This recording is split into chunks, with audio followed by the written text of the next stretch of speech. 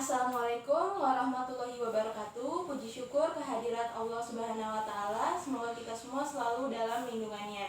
Yang saya hormati Ibu Dr. Cecilia Trijata, MSN, selaku dosen pembimbing 1 dan selaku dosen koordinator mata kuliah skripsi pengkajian. Yang saya hormati Ibu Dr. Ataswarin Oto PMPD, selaku dosen pembimbing 2.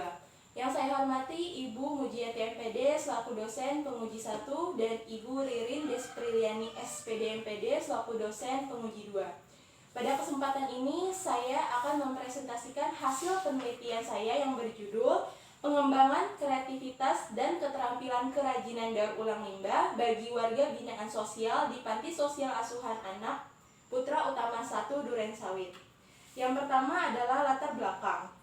Latar belakang penelitian ini adalah keterbatasan dalam pelayanan bimbingan latihan keterampilan atau BLK karena WBS atau warga binaan sosial yang tidak memiliki akses dalam berkegiatan seni rupa, khususnya adalah pembelajaran kerajinan daur ulang.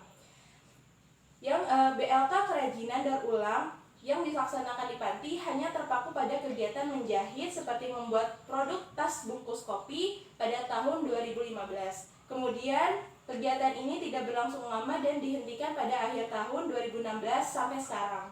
Solusi dari pemecahan masalah yaitu dengan mengadakan pelaksanaan bimbingan latihan keterampilan menggunakan limbah perca dan botol plastik kepada warga binaan sosial usia remaja menggunakan model pembelajaran berbasis proyek dengan metode pembelajaran online atau e-learning dan juga dilengkapi dengan rencana pelaksanaan pembelajaran dan media pembelajaran handout. Rumusan masalahnya yaitu bagaimana limbah perca dan plastik atau botol dapat didaur ulang menjadi produk dengan fungsi pakai yang bernilai ekonomis. Yang kedua adalah bagaimana proses kegiatan bimbingan latihan keterampilan kerajinan daur ulang. Kemudian adalah bagaimana hasil belajar kreativitas dan keterampilan kerajinan daur ulang. Untuk tujuan penelitiannya adalah menganalisis kebutuhan warga binaan sosial usia remaja dalam aktivitas kesenirupaan di panti. Kemudian adalah memberikan pelatihan kerajinan daur ulang kepada warga binaan sosial usia remaja dengan pembelajaran online. Kemudian adalah menganalisis hasil pelatihan kreasi daur ulang di panti. Untuk pembatasan masalah adalah masalah ini untuk berdasarkan rumusan masalah yang sudah diuraikan, maka peneliti membatasi pada satu permasalahan yaitu kegiatan bimbingan latihan keterampilan kerajinan daur ulang bagi warga binaan sosial di panti. Untuk manfaat penelitiannya adalah bagi WBS dapat memperoleh keterampilan, mengasah potensi, menumbuhkan minat, kreativitas, dan bisa menjadi modal atau peluang usaha untuk di masa depan setelah keluar dari panti. Kemudian adalah bagi panti dapat menjadi masukan agar bisa mengadakan kembali bimbingan latihan keterampilan yang sudah lama tidak dilaksanakan, dan juga handout bisa menjadi sumber belajar bagi WBS di panti. Kemudian adalah rujukan penelitian, terdapat 3 peneliti. Yang pertama adalah dari Saudari Vira Novia yang dengan judul Pengembangan Kreasi Produk Daur Ulang sebagai Elemen Estetik Ruang Melalui Model Do It Yourself atau DIY pada kegiatan ekstrakurikuler lukis di SMA Negeri 50 Jakarta tahun 2016. Kemudian adalah dari Saudara Muhammad Nur yaitu judulnya Kreativitas Peserta Didik kelas 6 dalam membuat kerajinan tangan barang bekas pada mata pelajaran seni budaya dan keterampilan di Madrasah Ibtidaiyah Negeri 4 Kota Banjarmasin. Yang ketiga adalah Cynthia Nurifitisia dengan judul Analisis Pembelajaran Ekstrakurikuler Kerajinan Tangan Berbahan Baku Limbah di SMP Negeri 5 Banguntakan. Selanjutnya adalah beberapa teori yang digunakan dalam penelitian ini. Yang pertama adalah kreativitas, kemudian keterampilan kerajinan, kemudian daur ulang, limbah, masa remaja, handout, media pembelajaran berbasis proyek, kemudian adalah masa remaja. Metodologi penelitian ini menggunakan metode deskriptif dengan jenis jenis pendekatan kualitatif. Instrumen penelitian digunakan yang pertama adalah observasi, wawancara, kemudian ada kuesioner. Kuesioner sendiri di sini terdapat 3, yaitu daftar riwayat hidup warga binaan sosial, kemudian pelayanan panti, kemudian kegiatan bimbingan latihan keterampilan kerajinan daur ulang. Selanjutnya adalah dokumen dan dokumentasi, kemudian ada triangulasi, kemudian ada kepustakaan, dan juga terakhir ada lembar validasi untuk media pembelajaran handout. Untuk instrumen perlakuan di sini yang pertama adalah proyek 1 kerajinan daur ulang, yaitu dengan produk bantal perca. Kemudian proyek 2 kerajinan daur ulang dengan produk tempat pensil dari botol plastik. Instrumen pengukuran di sini yaitu menggunakan aspek penilaian, kreativitas, dan juga keterampilan. Untuk prosedur penilaian akan dilakukan oleh 3 orang. Selanjutnya adalah kriteria penilaian menggunakan tabel modifikasi Brandji-Wilson. Untuk prosedur pembelajaran yang pertama adalah peneliti mengirimkan handout, alat dan bahan atau contoh karya, lembar desain, lembar refleksi ke Panti Sosial Asuhan Anak Putra Utama 1 Durensawit. Karena pembelajaran dilaksanakan secara online, jadi peneliti mengirimkan seluruh keperluan belajar ke panti dan tidak menggunakan jasa kurir, atau peneliti mengirimkan langsung ke panti tersebut. Yang selanjutnya adalah pendistribusian, yaitu pendistribusian handout, alat dan bahan, lembar desain, serta lembar refleksi kepada masing-masing subjek penelitian atau warga binaan sosial. Selanjutnya adalah pengerjaan soal. Pengerjaan soal-soal pilihan ganda dan esai yang terdapat pada bagian pelengkap handout. Kemudian pendampingan oleh peneliti melalui media pesan online atau WhatsApp. Selanjutnya adalah masuk ke dalam pengerjaan proyek, yaitu pengerjaan proyek 1 yang pertama adalah bantal perca. WBS atau warga binaan sosial mengerjakan pembuatan desain, pola karton, pola kain, proses menjahit, memasukkan dakwan sampai proses penempelan. Untuk tempat pengerjaannya bisa di kamar atau di ruang belajar dengan didampingi salah seorang pengasuh. Kemudian adalah melakukan konsultasi kepada peneliti dengan melalui pesan online atau WhatsApp. Peneliti memberikan masukan, saran, dan perbaikan tugas oleh peneliti sendiri. Kemudian WBS atau warga binaan sosial mengisi lembar refleksi proyek 1. Setelah proyek 1 selesai, maka kita akan lanjut ke proyek 2, yaitu warga binaan sosial mengerjakan pembuatan desain, pengolahan botol, kemudian penggambaran wajah hewan, hiasan kain serut dan kain serut, serta terakhir adalah penempelan. Kemudian melakukan konsultasi kepada peneliti melalui media pesan online atau WhatsApp. Peneliti kemudian memberikan masukan, saran, perbaikan tugas jika ada yang harus direvisi. Kemudian WBS mengisi lembar refleksi proyek 2. Subjek penelitian terdapat 5 WBS. Yang pertama adalah bernama Dina Azalia Winata berusia 16 tahun. Kemudian yang kedua adalah Fauzi Kaulia berusia 15 tahun. Yang ketiga adalah Putri Anggraini Setianingsih berusia 17 tahun. Yang keempat adalah Tia Andraini berusia 16 tahun. Dan yang kelima adalah Yesi Oktavia berusia 17 tahun.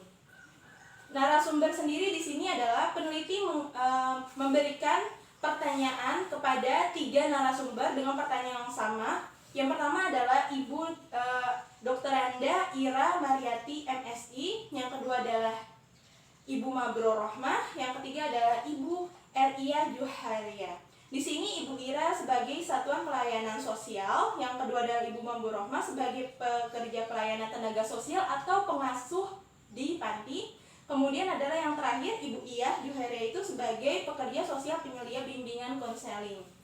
Untuk validasi handout, peneliti memvalidasi dengan validator yang bernama, yang pertama adalah Bapak Eko Hadi Prayitno SPD MPD, yaitu validator ahli media sebagai dosen seni rupa Universitas Negeri Jakarta. Yang kedua adalah Ibu Dea Ayu Devrilia SPD, validator ahli materi, yaitu guru seni rupa. Yang ketiga adalah Bapak Panji Kurnia MDS selaku validator ahli instruksi pembelajaran.